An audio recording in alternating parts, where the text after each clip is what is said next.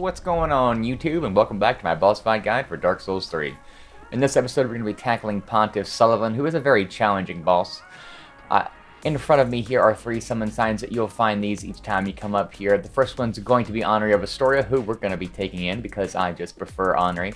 We have Black Hand Gotthard right here, and then we have Londor Pale Shade over here. Now, side note about Londor, if you are going for the Platinum Trophy and you're going for the 3rd ending and you have 5 Dark Sigils, once you summon him here, he will go ahead and give you a gesture that you need for the Platinum Trophy, so just bear that in mind.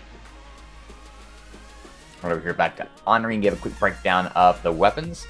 So I am using the Onyx Blade, as you can see, and this is because Pontiff is weak to both fire and dark damage, and the buff on this weapon does add fire damage to it, so that works very well in our favor. I am going to be using the Havill's Great Shield. As for my rings, I have some Miracle Rings in case I want to get some long-range miracle damage in the Dark Clutch Ring and the Chloranthy Ring. As a side note, if you want and you're using the Onyx Blade along with me, you can add the Fire Clutch Ring as well. Once you buff your weapon, the Fire Clutch Ring will actually improve your weapon buff damage. I'm not doing that because I don't want to add 2 negative damage absorption rings in my inventory in New Game Plus and beyond. I think that the Dark Clutch Ring is good enough.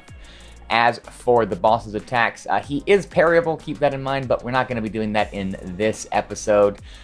So you guys can see a strategy that's a little bit more easy and repeatable because he is kind of challenging to parry at times. He does have 2 swords, and you're going to see a bulk of his attacks once we get started, but they're not too bad, especially once we have Anri here to grab some aggro. So go ahead and summon the Phantom, whoever you're choosing, and we're going to get started. I am going to go ahead and buff with Sacred Oath, so myself and Anri have a little bit extra attack and damage boost. Now Pontiff will walk forward for a couple seconds, so you might have enough time to get this off, but just in case, I'm going to go ahead and... I didn't get Anri in here. Anri!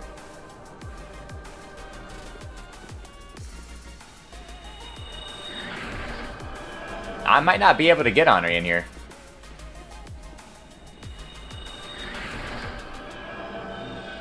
That's funny.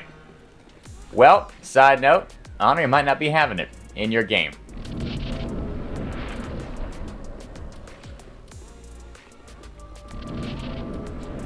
Let me try this one more time.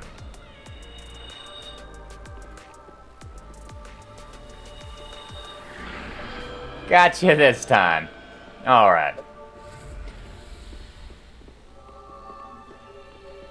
Now guys, fair warning, the music in this boss fight, oh, it's gonna go hard.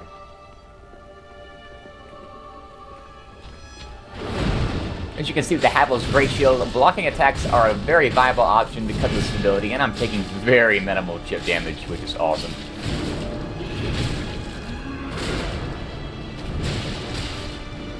As you can see, strike damage really does hurt him.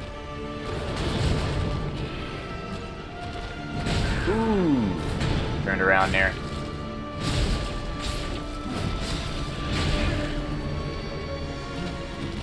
Now, about halfway through his health bar, he is going to start splitting clones from him, which is a very interesting boss mechanic if you ask me. Go ahead and rebuff my weapon. As you can see, you don't want to let Anri take the aggro too much. Now you want to back away from him on this one, it will hurt.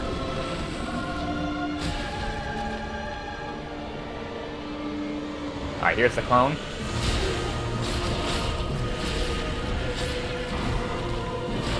As you can see, the clone isn't too bad to take out.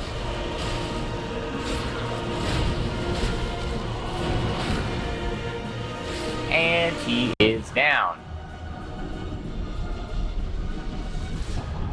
And get your soul of Pontiff Sulyvahn. So, all in all, not too bad of a boss fight. Like I said, solo, he is a little bit more challenging, but with the shield, I feel like that is the most repeatable strategy that you can use, especially one with such high stability. Well, I hope you found that helpful. Like and subscribe if you did, and let me know down in the comments, what do you think? Am I a scrub for summoning Anri? Maybe. See you on the next one.